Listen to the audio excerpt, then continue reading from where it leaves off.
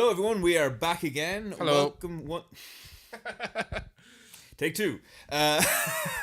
Welcome once again to Go Ahead, Play My Game. This is the podcast where I select a game that I know Michael hasn't played, and I try to convince him that he should play it. And Michael, in turn, knows of a game that I definitely haven't played, and he tries to convince me that I should play it. Simples. Simple. Like that ad from years ago. Yeah, that's the thing. So tell me, Michael, I'm going to throw the balls in your court. What game should I definitely play next right now? The game I think you should play, and it's crazy that you haven't played it, is a little game called Half-Life 2. Oh, damn. We knew this. How am I going to win this? There's no way. We knew this was coming. Oh, we knew this was It's coming. not about winning, Steve. It's all... Well, actually, now, can I say one thing before you even begin? Go. Technically, I did play a little bit of Half-Life 2. Well, fuck this podcast then. Yeah. No, but I mean, to be fair, like I gave up very early on, so like it's this is more like I should go back to it, I think, more than anything So you else. have an idea of the game. Yeah, like I have played certain parts of Half-Life 2, but I gave up after a while because, to be fair, you gave it to me in the orange box and I was just obsessed with Portal. Yeah. So Portal's but anyway, a lot more accessible, I would say. So sorry, I'm probably taking a lot of your lines. Go ahead, give it to me. Here's Half-Life 2. Released by Valve in 2004, had 2 DLC episodes, 1 and 2 that were released after, and then, of course, famously became a meme. It hung on a cliffhanger after episode 2, and Half-Life 3 is that, you know, that unicorn, that thing that'll never be attained ever, basically. Isn't it terrifying that might not actually happen? Well, like I don't even know what the cliffhanger is. But I still like, oh my god, what if that never comes about? Well, of course, I think it was last year or the year before, Mark Laidlaw, one of the writers who worked at Valve, just basically told everyone what the story was going to be for Half-Life 3, because it looks like it isn't going to happen in any capacity for the known future. If they do bring it back, it's probably not going to be their original vision for it. It might be a completely new spin on it, whatever, but...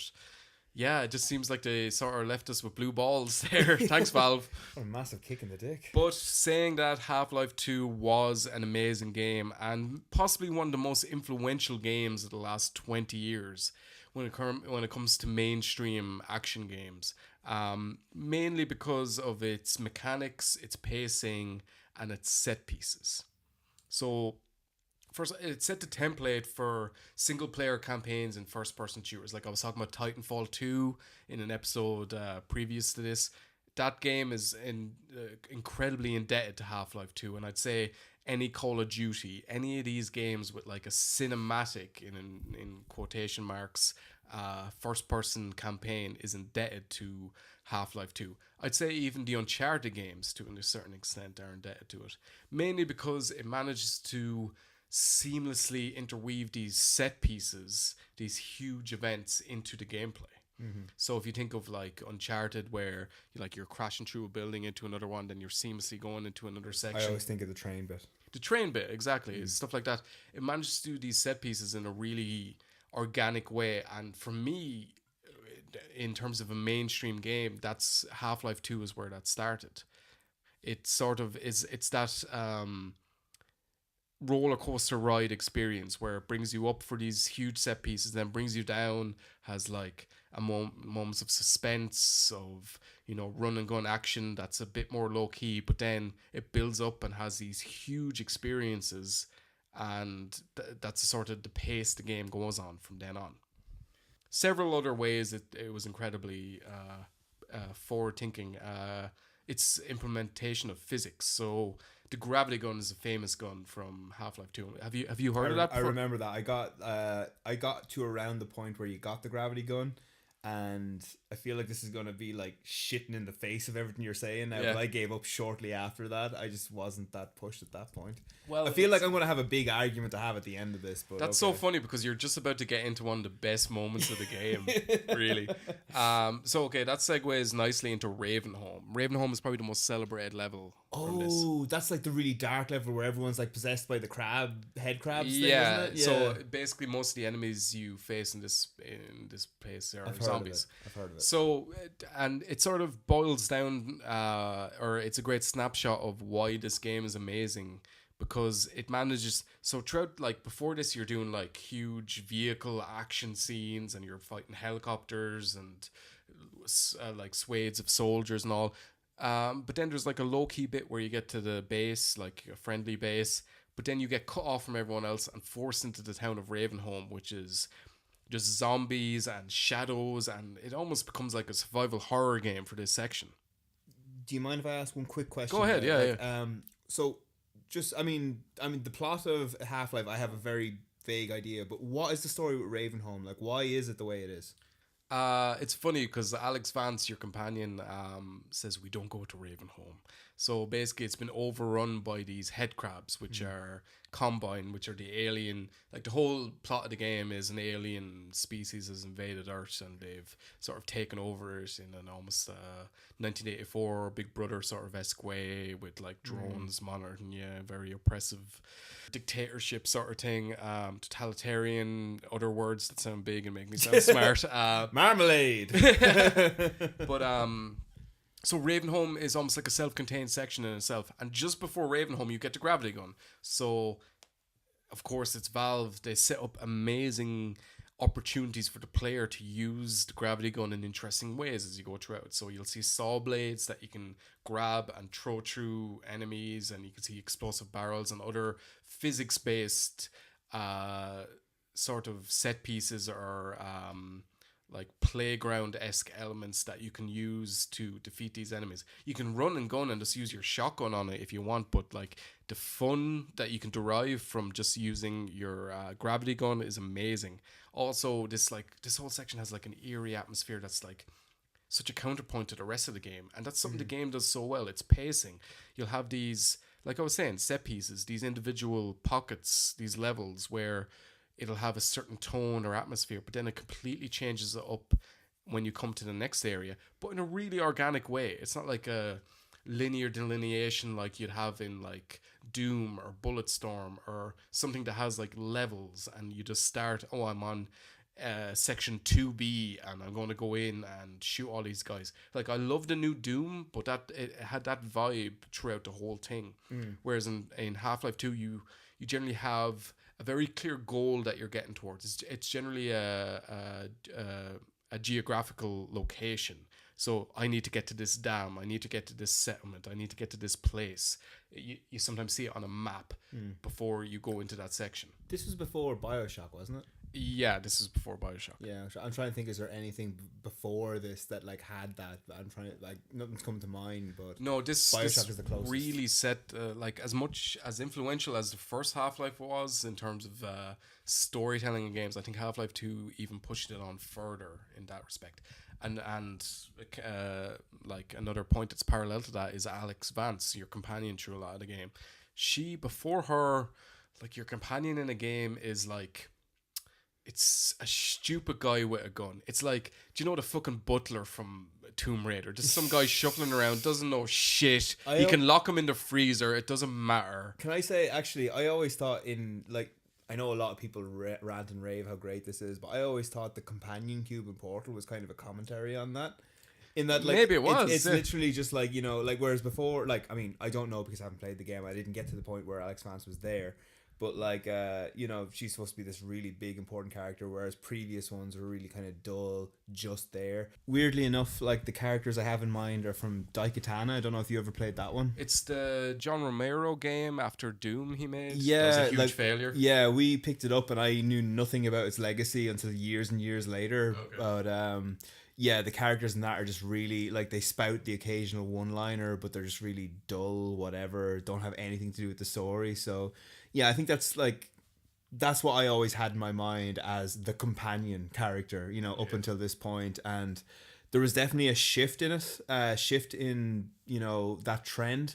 So, yeah, I think you're right. I think that's a lot of that is. You see, with Alex in Half-Life 2, I think motion capture came on a lot. She seems to move very realistically, and her facial performance is like, nowadays it seems a bit rudimentary, but like for at the time it was an amazing breakthrough, and she's a very charming character, and she didn't annoy during action scenes, which is vital. And I think it directly leads to characters like Ellie in The Last of Us or Elizabeth in BioShock Infinite. Like, side characters, well, they're always women for some reason. Well, no, you get some like I know this isn't one that everybody's played, but remember in Bulletstorm, like your side character, the weird cyborg guy, he was really great. cool. Like like you get occasional ones like that, so that's really good. I think that was hugely influential in terms of most action games in general, like having these side characters who could offer some colorful dialogue or whatever, and generally flesh out the world or progress the storyline, like Elizabeth or Ellie, who were vital to the story in both their respective games, but without being annoying in the same way. Like, I know Ashley is in Resident Evil 4 or someone like that. She's really, really annoying. Well, the thing I'd say about Resident Evil 4 is she's almost meant to be that way, I guess, in a way. Yeah, it is supposed to be a case of protect this character, you know, so a lot of that is let's make them really dependent, so I guess that works in that scenario. But like, yeah, Half-Life 2, it's one of those solid gold classic games. It's a legacy game. It's after setting a precedent for so many things. Like, even beyond all that, it's still pretty fun to play. Like, it's pretty smooth. The combat is great. You have a look on your face that says that you don't agree. Why don't you agree? It's simply because, like, I played it up to a point, and the reason I stopped was because I got bored. You know, like, I mean, I know this is a very controversial opinion, and every person who's ever played Half-Life is like, what the fuck is wrong with you? But I got to the part, do you know the hoverboat level? Or the hoverboat point of it. Yeah. I got about halfway through that and I was just like, I'm not having fun here, so I'm just like, I just give up. I'm not bothered. I really don't know how to answer that. Like, now to be fair, I will say this might have just been like a certain, you know, sometimes when you're just not in the mood for a game, and it depends on how you're feeling. Like, I do remember, I remember earlier on in life, I used to tell people I couldn't watch TV shows that were longer than like 20 minutes. Because I just physically, like, nowadays they're like an hour long. But now, now they're an hour long, and like it actually took Netflix to come out for me to be able to go like, oh no, actually I'm fine. But it's still kind of a case I can only throw on, like, if I'm just throwing something on quickly, it has to be like a 20-minute show. I can't just throw on a 40-minute show. I have to kind of like sit down, like, nah. It's kind of similar to that in this case, like, where some games I'm like, some games I can just throw on and play. Like, the one game I can always come back to is Sonic the Hedgehog 2. I can just throw that on, play that. And like, I'd say I have played Sonic the Hedgehog 2 more times than any game in the history of the world. Like, I've played that so many times. Even more than Nightmare Creatures 2? Oh, baby. Stone Cold Classic. That's a whole other kettle of fish there. Nightmare Creatures countdown soon on God, yeah, you're going to love that. Well, it's interesting what you say, and maybe I'm wrong, but maybe an element is the silent protagonist. Maybe you weren't gripped by that, and possibly, actually, yeah, because silent protagonists. I mean, well, I don't know, because one of my favorite game series is The Legend of Zelda, which is famous for having a silent protagonist. But I don't know, no, because I always loved Doom, and that's a silent protagonist as well. But Doom's very much a game where you don't want a story getting in your way. Yeah. Whereas Half-Life it's the interplay between both of them that makes it, I guess. Yeah, I guess. Do you know what it might be? I think it might be, for most story-based games before Half-Life, it was a case of the story was always fed to you. Yeah. And then you get the likes of Doom where you don't want story at all, so it's always constant gameplay. Whereas Half-Life 2, it's kind of a balance of the two. And I think it depends on the player having a certain level of skill in order to progress the story. And I don't think I had that level of skill when I was playing it. Maybe it's hard to know without knowing your experience. It is a game that I will admit that I probably should go back to. But do you think I should, like, I mean, what about Half-Life 1? Is that not one that I should go into first? Oh, you should definitely play Half-Life 1. And I know you have this sort of stickler mentality where you like to play games chronologically in their series rather than still trying to get through Dragon Quest 1. It's tough. Yeah, good luck with that. But the one thing I'd say is anyone jumping in, you do not need to know anything about Half-Life 1. There'll be the occasional Easter egg or reference back to things, but really you can jump in, and I think even people who are very familiar with modern first-person shooter campaigns will easily be acclimatized to this game. I don't know, because the one thing that I remember from Half-Life 2 is I remember the very, very famous like monorail opening thing, the rail car thing, but I don't remember the story at all. I remember there's a guy talking to you. Now, to be fair, I will say that I played this back in 2009, so like that's like that's 9 in years terms ago. of story, like one great thing about Half-Life 2 and well all the Half-Life games is it never pulls you out for a cutscene, or very very very rarely does at least. So everything happens around you. It's as much world building as plot development. So it's not exactly, Uncharted or something along those lines, or Tomb Raider, where you're going to get like a 10-minute cutscene telling you what your protagonist's ambition or motivation is. You're generally just need to get to this place. But it's how the characters interact and the world that's built around you that makes it interesting and compelling, I'd say. That's fair enough. Okay, I mean, it is something that I do want to go back to, so someday I will. Someday. I'll force you. Yeah, I'm sure you will. Okay, so what's your game you think I should play, Steve? So once again, I've gotten a kind of polar opposite sort of game, like in terms of vibe, atmosphere, and interesting you use the word fantastic, because the game that I want you to play is Final Fantasy Theatrhythm Curtain Call.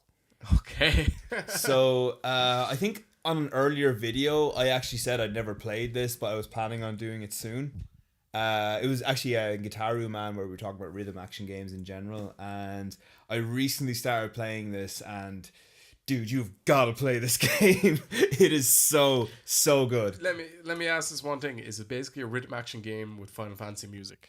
In a nutshell, yeah, that's basically what it is. Well, I'm sold. Yeah, I mean, you should be, because I mean, it's terrific. I mean, if there was a flaw in Guitaru Man, it's the fact that I think you had something like 13, 14 songs. There are... How many songs? I think there's 221 songs. Now, counterpoint, is that almost too many songs? No, definitely not, because there's so many... See, the thing is, it's wrapped up in a sort of RPG setting that makes you want to come back to it. Okay. You see, you have characters throughout the game you can play as, and you can level them up each time that you play through a song. Yeah. And they get special abilities as you go up. And now, I admit I haven't like finished this game or anything. I'm still working through it, but it seems like the songs unlock really slowly. I still haven't played through all of them. I've played through the main series from 1 to 14, but there's a couple of spin-offs I'm still working through. Yeah. And I still haven't made my way through it, but it's still unlocking extra songs. But like, what, you like playing a battle team, or like you're Yeah, playing... so the way it works, right? There are 3 different modes that you can play. Like with each song, there's 3 separate ways the song can play out. There is a field stage, a battle stage, and an event stage. So the field stage, for example, it's... Look at the world map theme song from Final Fantasy VII. So the way it works is you'll have one character on screen and they're just simply walking through it, and you have to... It's a bit like Guitaru Man, where you have to follow a line on screen with this... It's on a DS now, obviously, so you have to follow the line on screen and make sure you stick with it the whole way through. Okay, yeah. And occasionally there's notes that you have to tap and arrows, that sort of thing. Then you have battle stages, so think like really high octane, like they're generally more fast paced, so something like One Winged Angel. So I'm bringing it back to Final Fantasy VII because, But I guess it's sort of following the cycle that a normal Final Fantasy would have. So you explore, you get into battles, and then you have whatever. In a way. Now, there's two main modes that you can know of. There's like this very, very simple standard mode where you can just simply pick a song and play through it. And there's such a huge collection that doesn't feel like detrimental at all. Because there's so many songs to pick, you don't feel limited in any way.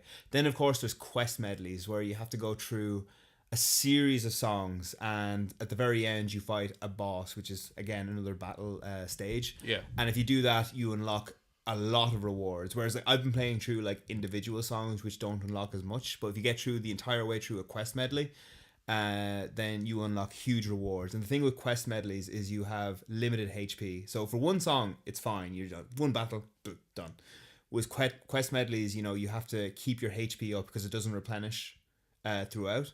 So you have to make sure you survive to the end of it, and then you can unlock loads of stuff. This is a rhythm action game where you can die. Yes. Holy shit. It's pretty unreal. Now, I will say, the one thing I will say is you can ignore the RPG elements of it. Like, it's very, very easy to do that. Like, you can give your characters abilities. You can give them certain items that they use each battle, and they all have levels. But to be honest, it doesn't really register that much when you're playing the game because it's all about like the actual rhythm of the game and like, you know, hitting notes and all that sort of thing. But the thing is, it's a structure that keeps you coming back. Okay. And the main reason that it's so good is that it's Final Fantasy. And I know that like I love Final Fantasy. So if you're a fanboy, you can... If you're a fan, like, I mean, there's a big question that every review that I've ever read of this game, and I've read a few like in preparation for this, but every review has always been like, is it worth picking this game up if you're not a Final Fantasy fan? And opinions are mixed. Like it is mixed because the thing is, every Final Fantasy, like almost every Final Fantasy game has a couple of bangers in it. Like They generally have the most consistently great scores. Yeah, like it's. I remember like we went to a Legend of Zelda concert recently, and I love Legend of Zelda, but I don't think their music is like top tier, whereas Final Fantasy I think really is top tier music. It's a controversial opinion, but yeah. No, okay. I mean, like, I don't get me wrong, like I really like Legend of Zelda music, but like Final Fantasy is like the absolute peak, you know. It's pretty good. It's absolutely phenomenal. So yeah, I mean, I've played some songs from games I haven't played, like Final Fantasy like 11 and 14, the two online ones. I haven't played either of those, and you know, they're good songs, but like I didn't get as much enjoyment out of them as I was playing like, you know, One Winged Angel on Final Fantasy 7. You know, that was just like, whoa, that's an amazing nostalgic sort of thing. Yeah. But because, you know, like that's a battle theme, and it's okay. I'm trying to think of a way to put this, right? Do you remember when you saw Advent Children, right? Yeah, unfortunately. Yeah. Do you remember that point where they fought that big dragon thing? It's Bahamut, wasn't it? Yeah, I think so, yeah. And it's sort of like the director that was like, okay, how did people feel when they were fighting a big boss battle? We want to represent that on screen. Yes. And you kind of got a vague... It was different. It was a little bit weird because it didn't feel like Final Fantasy, but you were like, okay, yeah, this kind of feels like the big action set piece players were experiencing when they fought a big monster. Okay. The Theatrhythm kind of gets that across much, much better because so much of you know, the emotion in Final Fantasy comes from the music, and when you're playing through like a really, really emotional song that, like, you know, is tied in with a certain scene, like for example, what was the one I played a really, really good one recently. It was the last boss theme. It was the second last boss theme, sorry, from Final Fantasy 9 when you're fighting Kuja. Okay. And it was extremely fast paced, and like, you know, you're tapping crazy, like you're moving constantly. Like it's a rhythm action boss battle, basically. It's a rhythm action boss battle that feels more of an adrenaline rush than the actual boss battle in the game, because like whereas in the game you can, like, you know, if you want to, you can take a minute, say, should I use this spell or should I use an item, hang on, give me a minute, turn-based action. Whereas when you're doing the rhythm action game, you're like, okay, you have to hit every single note, and that is an insanely fast song. So you're like slash blah blah blah, arrow tap tap. It's like absolutely ridiculously fast. Yeah, so is there not, sorry to interrupt you, but is there not like a little bit of a dissonance though sometimes with like the more heartfelt songs? Like the one that comes to mind is To Zanarkand, which is probably the most sad, plaintive song that's ever been in a Final Fantasy. That's a field stage. So like the way that works is like where the battle themes, like it literally plays out like your standard 2D Final Fantasy battle. You have all your characters on one side, there's an enemy on the other, and like when you tap, they attack. You know, for the field stage, it's a case of you're just walking and eventually running, and like if you get a certain combo, you start to run, and if you miss a bit, they stumble and fall. That's a good workaround for that, I guess. So it works that way. The downside is the third stage is an event stage, which I'm not overly fond of, I have to admit. It basically, they throw on a cutscene in the background, and then it's kind of a mix of an event and a field stage, so you're kind of following a line, but you're also tapping, and it's a bit messy. And I can imagine the cutscene in the background would almost be more distracting. It is. Than anything else. Yeah. Like I've only watched one or two of them, but it is distracting. So it's these original cutscenes or ones from the previous games? No, ones from the games. Oh, like, okay. Yeah. So like the ballroom scene in 8 or something like that. I've only played 2 of them, and they were from like Final Fantasy 14 and 10 too. So the classics. The classics, yeah. So like the songs are good, but like the background is distracting, so it's much better to have it just as the field stage and the attack stage. But the thing is, like, you're a Final Fantasy fan. Yes. I know you're a Final Fantasy fan, and I know you love music, and Final Fantasy music is some of the best music you'll ever hear. And this wraps up so much of the best Final Fantasy music in one package and turns it into a game. I guess it would be interesting. Like I was going to say as a counterpoint, why don't I just listen to the songs on YouTube? But I guess this might be a good way for me to go outside. Like I've only played the PlayStation era ones mostly, so it might be nice for me to hear like a song from 4 or 5 or something like that. That's interesting. And like the games will surprise you. Like I mean, I'm sure I've told you many times that I love 4, and I've always kind of slagged off 5 a little bit. I was never really that pushed. Yes. But the thing is, 5 actually has some of the best music in the entire series. Like it has. I'll tell you a little bit more about that later when I'm going over like some of my favorite moments. But it's just like it's a really easy game to pick up and play is the other thing, right? This is for the 3DS, and like the key thing with mobile games is you want to be able to like, I think I'll while away 5 minutes, you know? Yeah. So and this pick is up and play. Exactly, and like this is the thing when you're trying to advertise a game on a console, it always has to be big, huge, whatever, like because to grab people's attention.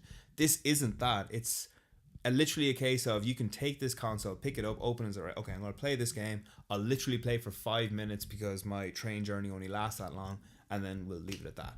It's fucking bullet train you're getting there, man. Like Yeah, 5 minute journey. Yeah. But that's cool. Like I've always heard those like portable machines being linked to commuting and stuff like that. Like, and it's weird way the game developers have to make their games around them. Like I find it funny that people are like, oh my god, you can play Skyrim on the Switch, and I'm like, I don't have time to like play Skyrim on a bus journey. You know, like you don't have time to do an entire quest for that. Like this is mobile gaming in its purest and like in my opinion most accessible form. I can say honestly this is the best game I've played in the 3DS. Okay, wow. Honest to God, cool. like no game has topped it since. Like it's so easy to pick up and play, and I'm just loving coming back to it again and again. It's got loads of DLC as well, so like whereas I think the original game has 1 to 14 and a bunch of spin-off titles.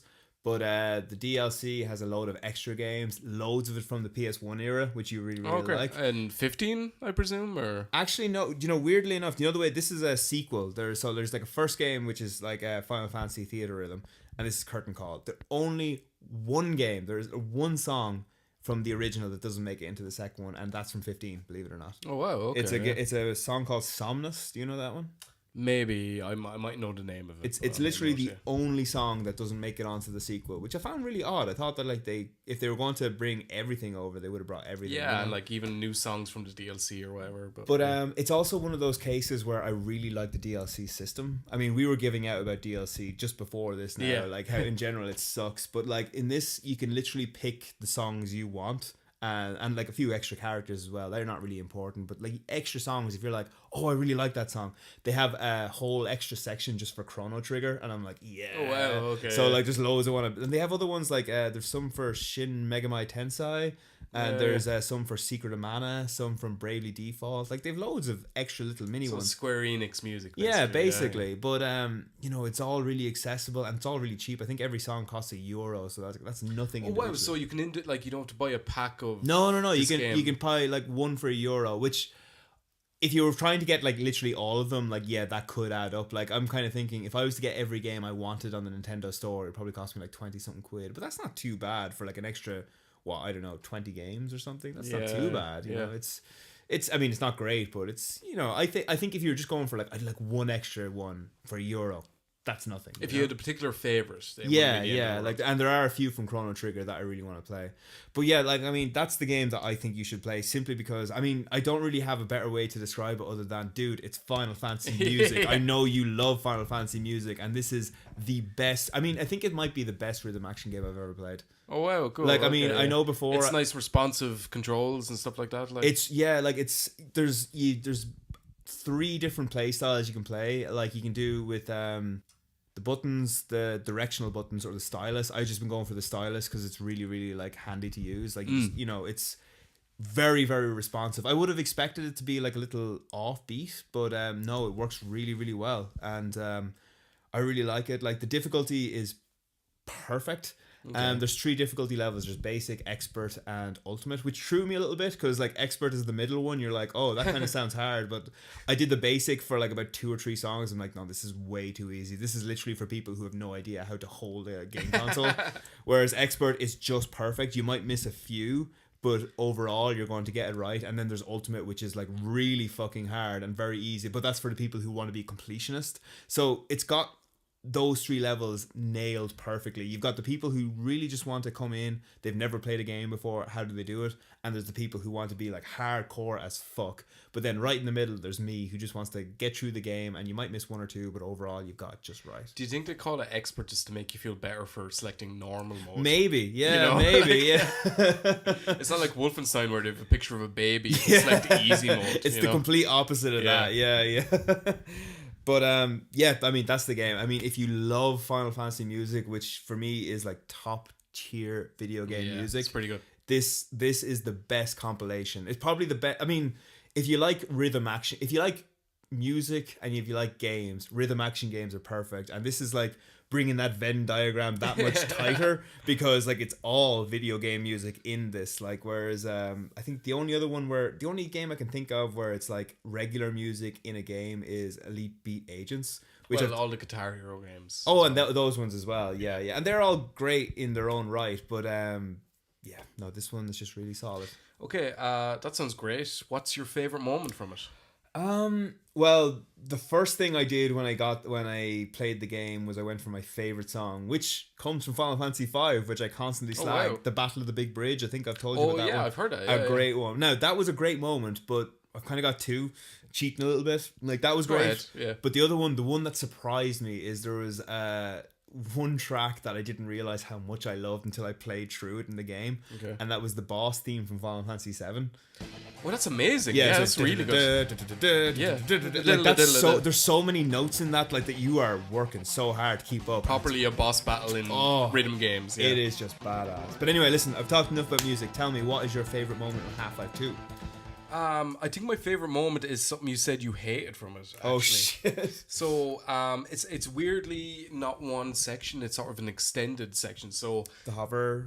sort of. Okay, so there's a helicopter chasing you throughout the first half of the game, and my favorite thing about the game is the fact that this persistent enemy follows you for so long throughout the game. You should play Resident Evil 3 sometime. I was just thinking of Nemesis. But it's great. So you meet him and you're going through the canals, you're on foot, and like it's such an imposing enemy. Like you literally have to dive for cover anytime you see him. Like you've nothing to fight back in. So it starts in the city, but eventually you get access to that boat or hoverboat or whatever it is. And you start going through the dams and canals and stuff, and it's still chasing you. But it's almost like a microcosm of the game experience itself, because these action sections are broken up with like puzzles where you have to lift a barrier in the canal, or you have to figure out a physics puzzle to lift a ramp with using these blue bottles or something like that. And eventually it culminates in a boss battle against the helicopter. But I just love that this one enemy is transposed across all these different sections, and you eventually develop like an emotional connection. Not an emotional connection as in like you love the personality of this helicopter. There's just like a huge satisfaction when you finally blow the motherfucker up. Exactly, because you're like, this fucker has been so I was going to say a different word, has been persistent and been annoying you and nagging you throughout the whole thing. And I think, again, I've been saying this game has been so influential.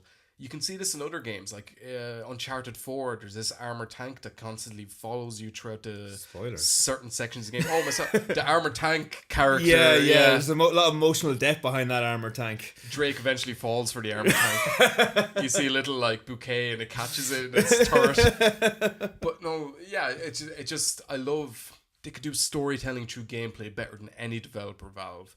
So, and this is like a purest distillation of it. Can I ask you one question, actually, though? Like, I mean, now this is a really, really dumb question, because I'm just not a follower of Valve, so I don't really know their work. But what other games do they have, other than everything on Steam? Well, they run Steam, so they have Dota, which is do they do Dota? Yeah, okay, I didn't realize they did that. Okay, they have Portal. Obviously, yeah. Okay, and they're really good, yeah. Yeah, Team Fortress. Have you ever heard of that? I know of it, but I didn't realize there was storytelling in that. Is there? No, not It's more multiplayer. It's multiplayer shooter, and the same with Counter-Strike. Oh, I've actually played Counter-Strike. I really like that game. Okay, yeah, no, it's not like it's been around for a while, Yeah, like yeah. you know. But in terms of first-person cinematic gaming, they don't often release games, and it's been like fucking so many years. Like, when was Half-Life 2? That was at least 5 years ago. 2007. Oh, it's a while ago anyway. But like, it's closer than that. Portal 2. We'll have something flashing on the screen. Oh, Portal 2. Yeah. Oh, sorry, I thought you said like Half-Life 2. Oh yeah, but no, that was 4, I think, 2004. Yeah, but they a lot of people have left Half-Life or left Valve, the developer, and I think a lot of them have disseminated into other studios that make these huge cinematic games, and I think its influence is felt throughout everything. So that should bring us into what we think people should play from these. See, now this is the thing. I'm going to starkly go against popular opinion and say, like, I don't feel it with Half-Life 2, dude. It's not me. It's just, I don't get it. I don't get the appeal. I think it's a game everyone should play. Maybe. Whereas I think... But I played it and, like, I didn't get much out of it. You didn't complete it. You didn't... I'm not sure you gave it enough of a chance. But that's the thing. Like, I mean, if you're playing a game, shouldn't it hook you right from the start and you'd be like, okay, I'm in it. Like, do you not like the intro to Half-Life 2? I don't remember it that well. Okay. Like, I mean, I know it has that famous, like, rail car thing, and I like that. I'll give it that. But I do not remember what happens immediately after that. Like, the only reason I remember that is because I've seen so many videos about it. Yeah. But I do remember it on its own in isolation, but I'm playing devil's advocate here. But the thing is, similarly, I think it's a very niche appeal that Final Fantasy game has. Like, you need to not only like Final Fantasy, you need to like rhythm games as well. That's true. But you also have to bear in mind that our fans are made up entirely of our friend base. Yeah. And Silent Hill fans. So listen, Colin. Why don't we ever do a fucking Silent Hill video on these fucking... Go ahead, play my game. We should do a Silent Hill because I haven't played many of those. It's coming, man. It's coming. Yeah, no, don't worry. That's on my list. This is tricky because, like, in an abstract form, I'm like, yeah, Half-Life 2 probably is the one that everybody should play because it's all influential. Well, that's it. Shit. That's settled. No, that's not it yet now. But see, that's the thing. Like, the thing is, I can't really make the argument because, like, here, I'm sure Theatrhythm or whatever it's called is fantastic. A very good game. I'm and sure. I'll hang it up on the fridge. Yeah, I get what you're saying. No, I'm sure it's great, but it does have a niche appeal. Can I just, like, go on a little splurge for a little bit? Like, seriously, if you have ever played a Final Fantasy game, and if you enjoyed it at all, literally look into this game. I mean, if you like music, and who doesn't like music, this game... It encapsulates, like, how easy it first of all, it is a perfect example of a pick up and play game. Absolutely perfect, because, like, you can only play in, like, 3 or 4 minute installments at best, and it's got, like, the best game music, like, in all of gaming in one package. Like, I mean, if you're, like, taking all of Final Fantasy into account, it's just a really pure experience. It's fast paced and it's really, like, serene, like, when you have the feel. It's got, like, all sorts of emotions running through it. It's an excellent game. But Half-Life 2 has a gravity gun. I'm gushing because I know eventually we are going to settle on Half-Life 2. It's got to be Half-Life 2. It's got to be. See, this is the thing. This is what I've just realized. This is what annoys me with the series that we have so far. Is that it's always going to be the one that's critically acclaimed. You know, like, I mean, yeah, but, like, as good as that game is, it hasn't set, like, a benchmark for so many games going forward. I suppose. I mean, to be fair, you did give me blood, so, like, you know, that's fair enough. Like, I mean, I literally saved Steven's life by donating blood. That's what he's talking about. Yeah, I mean, I'm against this. I am against this 100%. I would love for Theatrhythm to be the one that you all play. But I do have to concede that it is kind of something for fans. Like, I mean, you can't really play it if you don't know Final Fantasy.